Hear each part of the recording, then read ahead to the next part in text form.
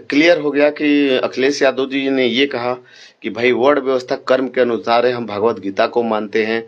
और अखिलेश यादव का यह रख उत्तर प्रदेश के 2027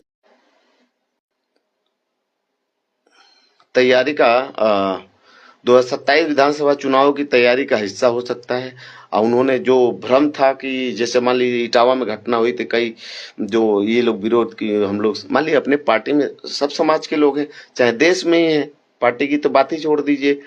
तो ये जो भ्रम था उसको मिटा दिया कि ऐसा नहीं है कि हम लोग शुक्ला तिवारी के खिलाफ है, समाजवादी पार्टी इनका संघर्ष रहा है ना।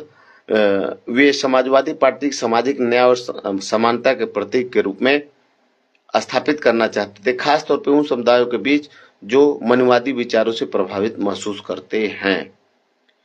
ठीक है ना, जो मनुवादी लोग थे, कई लोग प्रभावित थे कि भाई यही लोग सब करेंगे, तो उसको उन्होंने क्या किया, निगलेक्ट किया कि भाई आप, है ना, उन्हें बोले अब आपका अलग रास्ता। जब आप मनुवादी हैं, जब कह रहे हैं कि वर्ण व्यवस्था क्या, हम मुख से पैदा हुए हैं, मुख्य मतलब ज्ञान आपके पास होना चाहिए।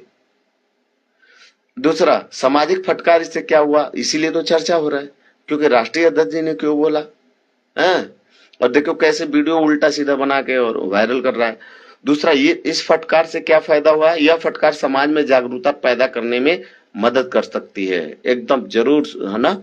ये जो फटकार राष्ट्रीय अध्यक्ष जी ने अनुरुद्धाचार्य को लगाया है, वो बहुत कह रहा है, यह फटकार समाज में जागरूकता पैदा करने में मदद कर सकती है, लेकिन यह धार्मिक और राजनीतिक ध्रुवीकरण को भी बढ़ावा देगा। ठीक है, राजनीतिकरण है, लेकिन एक चीज तो उसका फायदा हुआ, कुछ लोग इसे सनातन धर्म के खिलाफ हमला मान सकते हैं, जैसा कि अनिरुद्ध खान ने अपने जवाब में। देखिए सनातन का ये तो हुआ ही नहीं। सनातन कहता है कि समानता में विश्वास, सनातन समानता में विश्वास करता है। तो अनिरुद्धाचार्य जी जो है, मैं इस मंच से कहता हूं कि वो जो है सनातन के खिलाफ है, उनको ऐसी बातें नहीं करना चाहिए। अगर जाति सर्टिफिकेट में, मैंने पिछले वीडियो में बोला है कि अगर बनिया जो लगाया है वैसे वही बनिया थोड़ी कर रहा है। जिसके पास पैसा रह रहा है जाके बनियागिरी कर रहा है, जो ज्यादा पैसा लगा रहा है ज्यादा कमा रहा है, कम पैसा जो लगा रहा है वो कम।